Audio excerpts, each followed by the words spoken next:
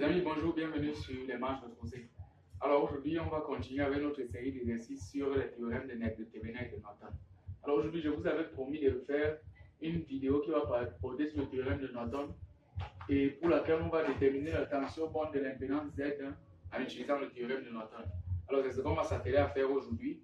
Et là, en bonus, dans cette vidéo-ci, à la fin, on démontrera que lorsqu'on a les composants du circuit de Thévenin, on peut déterminer les composants du circuit de Norton et vice versa. Dans ce cas-ci, on va déterminer les composants du circuit de Norton. Donc, on va démontrer à la fin de la vidéo qu'on peut arriver aux composants du circuit de Thévenin. Qu'est-ce que je veux dire par là? Je veux dire que lorsque vous parvenez à déterminer Z de Norton et I de Norton, alors vous pouvez déterminer E de Thévenin. Et on sait que l'impédance de Thévenin est toujours égale à l'impédance de Norton dans un circuit électrique, vu de A et B dans ce cas-ci, vu de l'impédance Z1. Alors, allons-y donc très rapidement et déterminons la tension bande de Z1 en passant par le théorème de Norton. Donc, qu'est-ce qu'on doit faire pour déterminer cela? Ce qu'on doit faire, c'est déterminer le courant de Norton et l'impédance de Norton. Pour faire cela, donc, il faut toujours passer par des circuits équivalents, ce qui est très important. Dans ce cas-ci, donc, on va déterminer, la première chose qu'on va faire, c'est d'abord d'évacuer l'impédance Z1, de la remplacer par un filon de court-circuiter l'impédance Z1, d'évacuer l'une des sources d'excitation en utilisant le théorème de superposition. On en a déjà parlé dans les vidéos précédentes. Donc, allons-y. La première étape, c'est de déterminer, c'est de mettre sur pied le schéma équivalent avec le courant électromoteur, le court-circuit au niveau de Z1, l'impédance Z4, la force électromotrice et l'impédance Z2 et l'impédance Z3. Z2, Z4, Z3.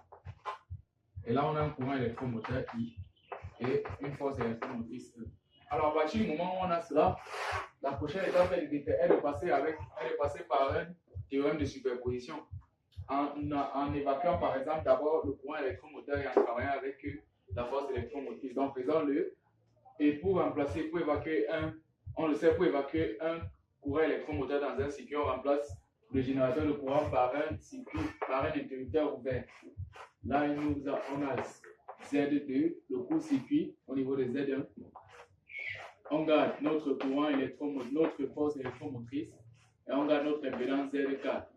Là, on a toujours Z3 et le circuit est complet.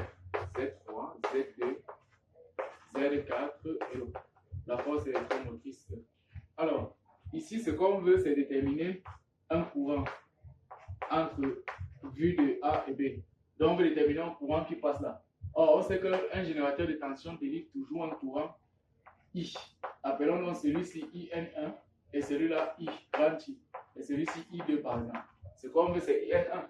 Parce qu'on sait que lorsqu'on utilise le théorème de superposition, on superpose les différentes sources d'excitation. Alors, ici, la première excitation, c'est E qui va nous produire un courant I. Donc, IN1, pour déterminer I ici, on voit très bien que la meilleure méthode serait de passer par un pont diviseur de courant. Donc, IN1 donc, sera égal sur Z2 plus Z3 sur 1 sur Z2 plus Z3 plus 1 sur Z4 multiplié par I que délivre notre générateur de tension. Ce qu'on remarque ici encore, c'est que ici on ne l'a pas. Mais on a quoi? On a E, qui est la force électromotrice délivrée par le générateur de tension. Donc il faut déterminer ce I-là. Pour déterminer donc I, on peut passer par la loi d'Ohm, qui dit que I ou E sera égal au Z équivalent total dans le circuit multiplié par ce grand I ici. Donc on va tirer I ici rapidement, ça nous donne E divisé par Z équivalent. Et ce Z équivalent, c'est le Z équivalent de tout le circuit vu de A et B. Donc ce sera ces deux-ci mis en série et qui seront en parallèle avec Z4. Donc 1 sur Z équivalent, 1 sur Z équivalent ne sera rien d'autre que 1 sur Z4 plus 1 sur Z2 plus Z3. On arrive là. Donc on peut remplacer directement I par sa valeur dans IN1. Donc IN1 va nous donner 1 sur Z2 plus Z3 divisé par 1 sur Z2 plus Z3 plus 1 sur Z4 multiplié par I qui est ici. Donc I, ça sera, puisque ça, c'est l'inverse, donc ça sera 1, E sur 1 sur 1 sur tout ceci. Donc E sur 1 sur 1 sur Z4 plus 1 sur Z2 plus Z3. Ce qu'on remarque que c'est que ces deux quantités-ci peuvent s'évacuer parce que ici, c'est un 1 sur quelque chose et ici, c'est la quantité. Donc, directement, on voit que IN1, ce n'est rien d'autre que E sur Z2 plus Z3. On a trouvé le premier IN1, qui est le IN1 issu du coupe-circuit de notre courant électromoteur et de la conservation du générateur de tension. Donc, on détermine ce IN1 là. Maintenant, la prochaine étape est de déterminer IN2. IN2 qui sera issu du courant électromoteur en court-circuitant le générateur de tension. Donc, faisons-le rapidement avec un schéma équivalent. Toujours faire un schéma équivalent. Le schéma équivalent, donc, cette fois-ci, va nous donner qu'on conserve notre courant électromoteur. On garde toujours le court-circuit au niveau de Z1. Et là, on a Z4. Ici, Z2. Là, Z3.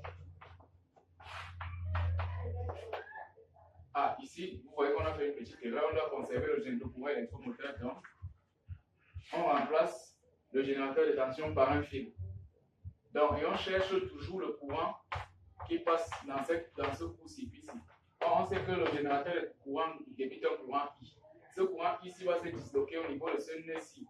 Une partie va entrer dans la mise sous court-circuit qu'on appelle IN2 et une autre partie va arriver là qu'on appelle I2. On n'a pas grand chose à faire avec I2, mais ce qu'on cherche c'est IN2. Et la meilleure façon de trouver IN2 est toujours de passer par un diviseur de courant. Faisons-le donc. On aura que IN2 sera quoi? La marche du courant électrique ici nous montre que IN2 va passer directement dans le court-circuit et venir rencontrer Z3. Et pourtant, I2 va repasser directement dans Z2. Donc, la marche le point diviseur de courant sera donné par 1 sur Z3 sur 1 sur Z2 plus 1 sur Z3 multiplié par grand I. Ici, on n'a plus aucun changement à faire parce qu'on voit que toutes les valeurs nous sont données. On connaît I, on connaît Z2, on connaît Z3. Le I total qui va passer dans le circuit à ce niveau-ci. Le IN de Norton qui va passer dans le court-circuit. Comment on fait pour le trouver? On sait que c'est un théorème de superposition qu'on utilise. Donc, lorsqu'on utilise un théorème de superposition, la valeur finale, c'est une différence ou alors une somme entre les deux valeurs qu'on a trouvées. Ici, on se rend compte que le courant IN1 va dans le sens opposé au courant IN2. Donc, pour déterminer I, ça sera une différence entre IN1 et IN2. Donc, I total sera IN1 moins IN2. Écrivons-le donc. Donc, on a I égale, I de Norton égale à IN1 moins IN2. Ce qui est égal à quoi? IN1, c'est E sur Z2 plus Z3.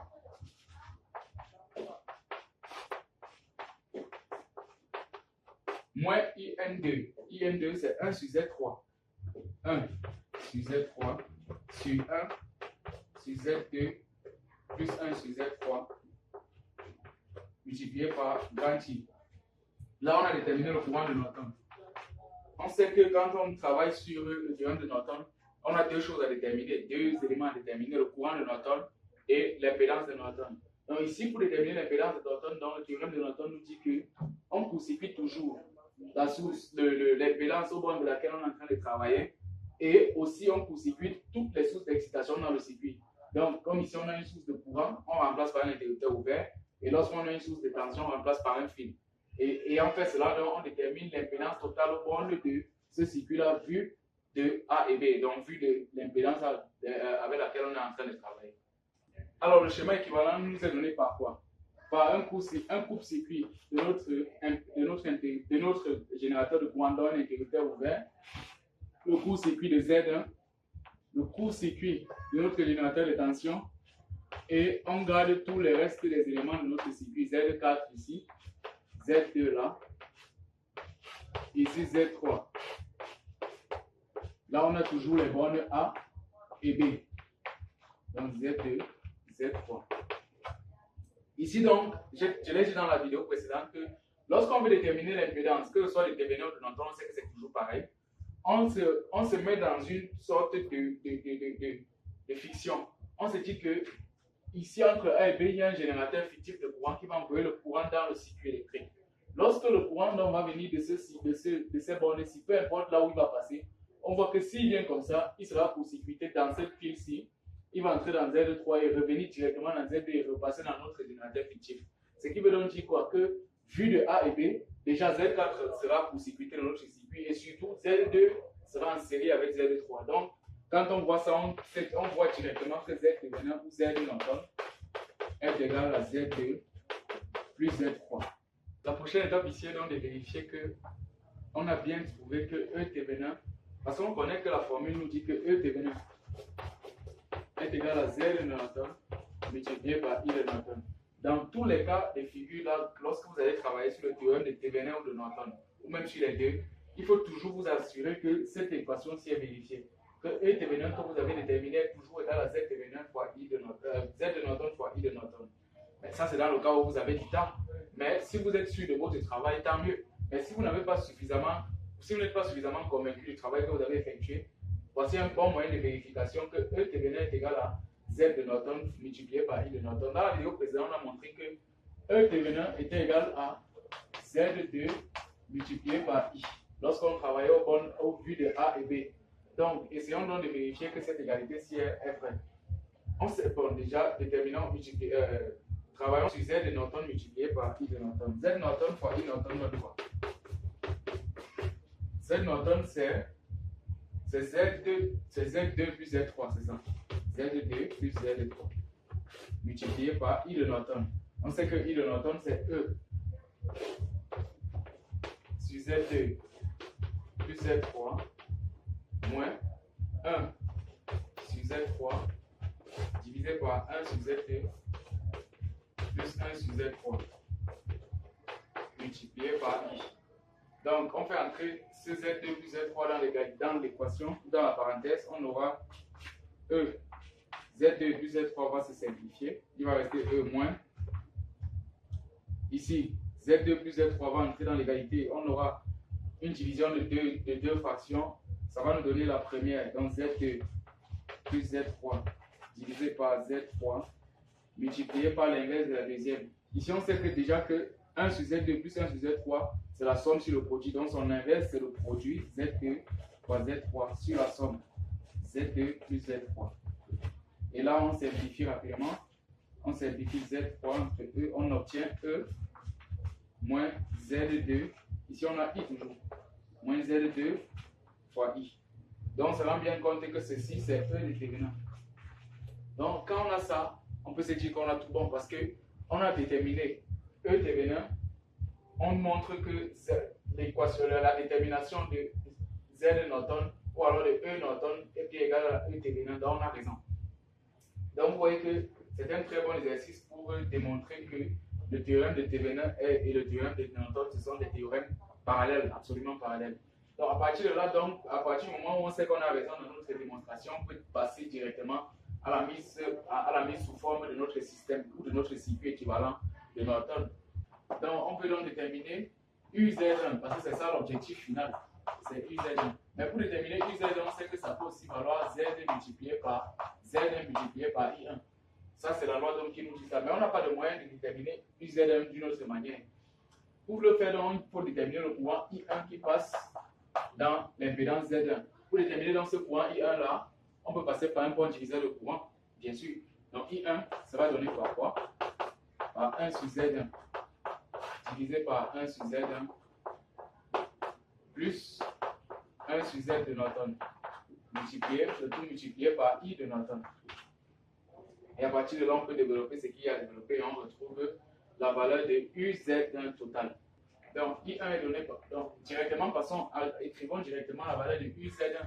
Donc UZ1 nous donne Z1. Donc on va multiplier ceci, ça va donner 1 en haut.